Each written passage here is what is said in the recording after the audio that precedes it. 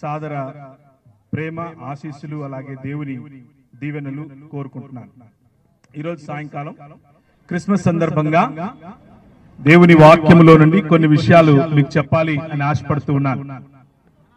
యేసుక్రీస్తు ప్రభు పుట్టినప్పుడు సర్వోన్నత స్థలములలో దేవునికి మహిమ మరియు భూమి మీద ప్రజలకు శాంతి సమాధానాలు అన్న మాట వినిపించింది.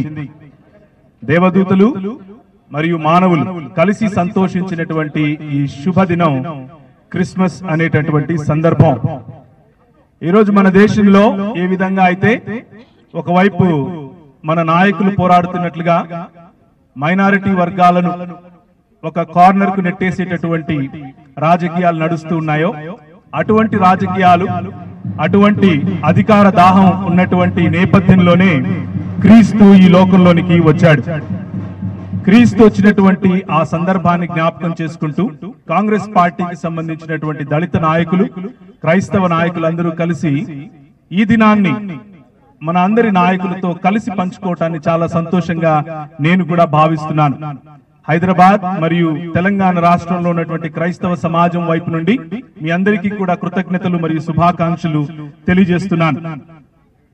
మానవ పతనానికి మానవులు ఏ విధంగా వారి సొంత మార్గాల్లో దూరం అయిపోయి ఒకరినొకరు ద్వేషించుకుంటున్నారు అన్నది చూసినప్పుడు దేవుడు తన విశ్వాస్యతను చూపించి మన మధ్యకు మానవుడిగా వచ్చాడు.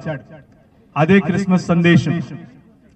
100 రోజులు పూర్తి చేసుకున్న తర్వాత రాహుల్ గాంధీ గారు నిన్న మాట్లాడినటువంటి మాటలు నేను కొన్ని విన్నాను. అందులో ఆయన అన్నారు, ఈ పాదయాత్ర భారాన్ని, భయాన్ని, అలాగే బాధను పంచుకుని సాటి సగటు ఆమ్ ఆద్మీతో కలిసి మాట్లాడే మాటలు కాబట్టి ఇవి ప్రజలకు తప్పకుండా చేరతాయి అని చెప్పాడు. అలాగే ఆయన అందుకున్నటువంటి ఈ మాటలు తప్పకుండా ఒకానొక సమయంలో ఎవరికి అందనటువంటి ఎత్తైనటువంటి దేశ ప్రాంతంలో లేకపోతే దూరంగా ఉన్నటువంటి దైవం మానవుడిగా మారి బాధను, ప్రేమను, భారాన్ని భరించి మానవుడిగా వచ్చిన సందర్భమే క్రిస్మస్ అన్నటువంటి సందర్భం.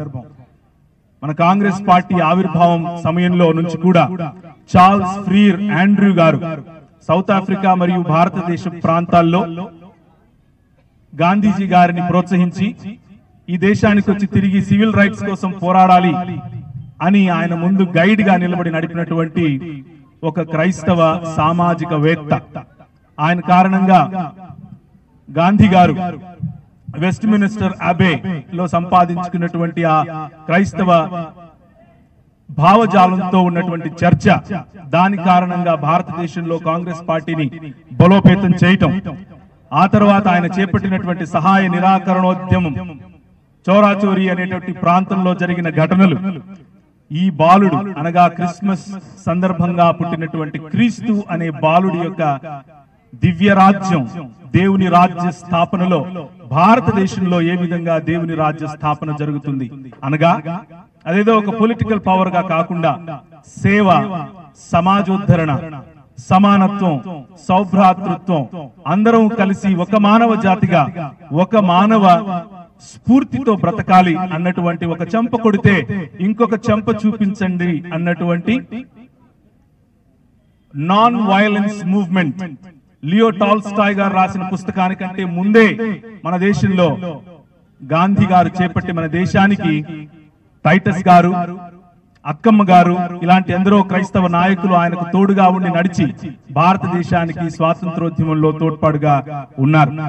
ఇండిగో రెవల్యూషన్ అనేటటువంటి ఉద్యమం బెంగాల్ ప్రాంతంలో జరిగినప్పుడు భూస్వామ్యం అలాగే ధనబలంతో కూడినటువంటి వారి వ్యతిరేకంగా సహాయ నిరాకరణ అన్నటువంటి ఇండిగో రెవల్యూషన్ తరువాత ఆర్సి మజుందార్ గారు రాసినటువంటి పుస్తకం ప్రకారం గాంధీ గారు అదే కాంగ్రెస్ పార్టీలోనికి తీసుకుని వచ్చి బ్రిటిష్ సామ్రాజ్యం కొమ్ములు వంచారు. ఇలా చెప్పుకుంటూ పోతే కాంగ్రెస్ పార్టీలో ఉన్నటువంటి ప్రతి ప్రధాన నాయకుడు ఈ బాలుడు, ఈ క్రిస్మస్ బాలుడు, ఈయన జీవితం, ఈయన మనుగడ, ఈయన మానవత్వం, ఈయన చూపించినటువంటి ఆశావాదం, దాని ద్వారానే కట్టబడ్డారు, కొట్లాడారు, జయించారు. Non violence.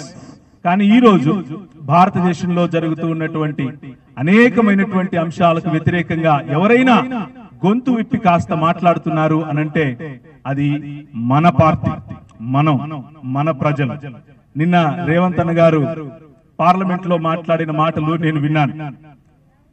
ఫైనాన్స్ మినిస్టర్ కు జవాబు చెబుతూ, నేను శూద్రుణ్ణి కాబట్టి నా హిందీ బాగలేదు అన్నట్లుగా మీరు అన్నారు అంటూ ఆయన చేసిన వ్యాఖ్యలు ఎక్కడో విభజించి పాలించాలి అన్నటువంటి ఆ శక్తులకు సూటైన ధీటైన సమాధానం అనిపించింది, అలా వినిపించింది కూడా.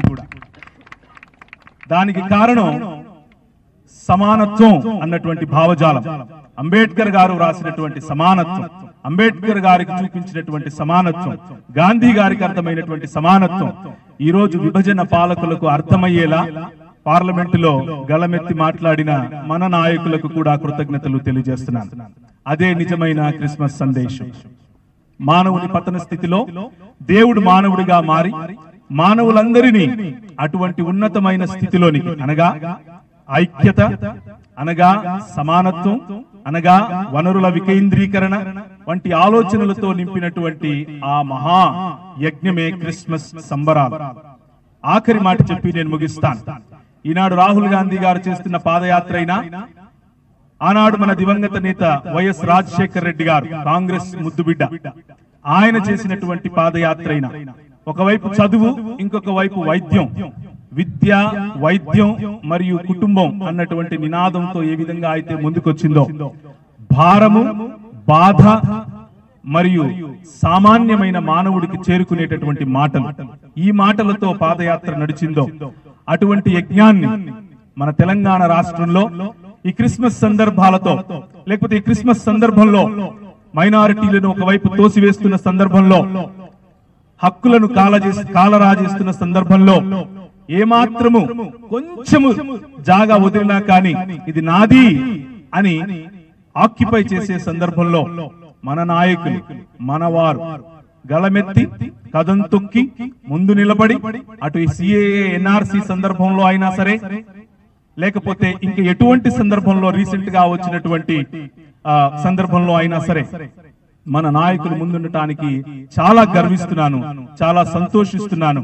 క్రైస్తవ సమాజం మరియు క్రైస్తవ బిడ్డలు యేసు ప్రభువుతో ప్రార్థిస్తూ ఉంటారు, మీకు తోడుగా ఉంటారు, దానికి తోడుగా మీతో కలిసి నడుస్తారు. ఇంతవరకు ఏదైనా ఏ సమాజమైనా మిమ్మల్ని వెంట విడవకుండా వెంబడించింది అని అంటే అది క్రీస్తు బిడ్డలే. ఆ విషయాన్ని జ్ఞాపకం ఉంచుకొని వారికి తగినటువంటి ఆలోచన, వారికి తగినటువంటి సర్వ మానవ సౌభ్రాతృత్వం అనేటటువంటి ఆలోచనలతో మనం అందరం ముందుకెళ్లేట్లుగా ఈ క్రిస్మస్ సంబరాలు మనకు ఆశీర్వాదములను, నిండైనటువంటి మెండైనటువంటి దీవెనలను ఇచ్చునుగాక. ఒక చిన్న ప్రార్థన చేసి ముగిస్తాను. తలలు వంచినట్లయితే ప్రార్థిద్దాం. కృపగలిగిన తండ్రి, మా పార్టీ ఆవిర్భావం మొదలుకొని ఇప్పటి వరకు కూడా పేద, బడుగు, బలహీన వర్గాల కొరకు పనిచేస్తున్నటువంటి ఈ ప్లాట్ఫామ్ ను ఆశీర్వదించండి. గళాన్ని మరింత ఉధృతం చేయటానికి, మరింత బలోపేతంగా విశ్వవ్యాప్తంగా వినిపించటానికి, విభజించి పాలించే మనస్తత్వం నుంచి దూరంగా ఐక్యత, సమైక్యత అనేటటువంటి, అందరికీ వనరులు విస్తరింపచేయాలి అనేటటువంటి ఆశాభావంతో ముందుకెళ్తున్నటువంటి మా నాయకులను ఆశీర్వదించండి.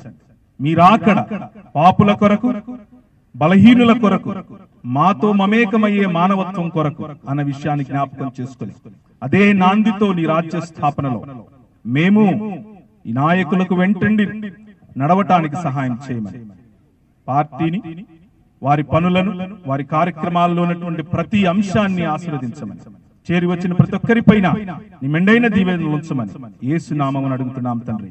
ఆమేన్. థాంక్యూ.